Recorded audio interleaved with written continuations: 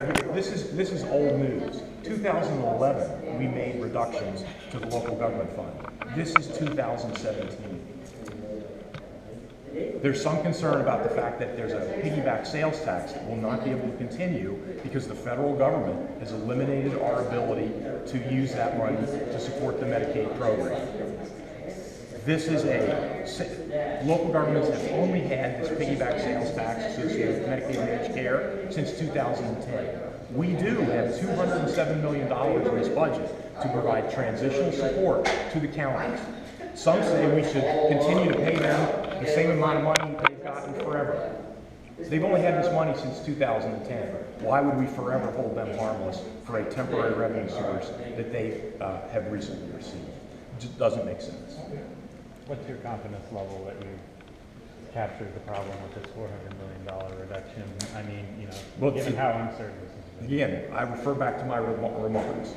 We have not made a full formal revenue re-estimation, but we have looked at the factors that go into that. And we have identified that because of the continuing shortfall, because of the bad filing season, that we have to, we will certainly revise, our formal revision will be down. And it will be down by at least $400 million. And so that is why we use the $400 million number now to get a jump start on this. As we move through the process, we get to the conference committee, we'll have to see where we are, and we'll have to manage our way through that problem. So when you say at least, the risk that you're overcorrecting is not, it's more likely that you're undercorrecting at this point. Or look, the governor has insisted that we be cautious and that we be conservative. And so we want to make sure that we take steps now and that we continue to take steps in the conference committee to put in place a balanced budget and a structurally balanced budget. We do not want to live through in the next budget the challenges we've had over the last 15 months with revenues lagging the estimates. And so we're going to do the best we can to try to get a good conservative revenue estimate.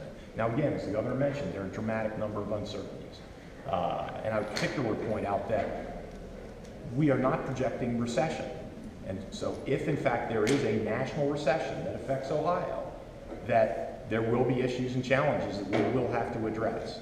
I mean, we're going to project moderate growth, continuation of this moderate growth that we have recently seen.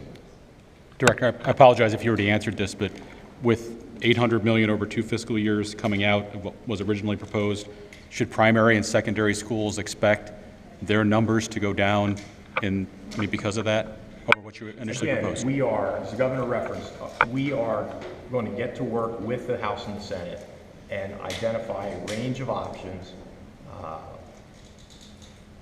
So it's too early to say exactly what is going to happen, but it would also be a mistake for us to put things off the table. We need the widest range of options to try to address this circumstance that we face now.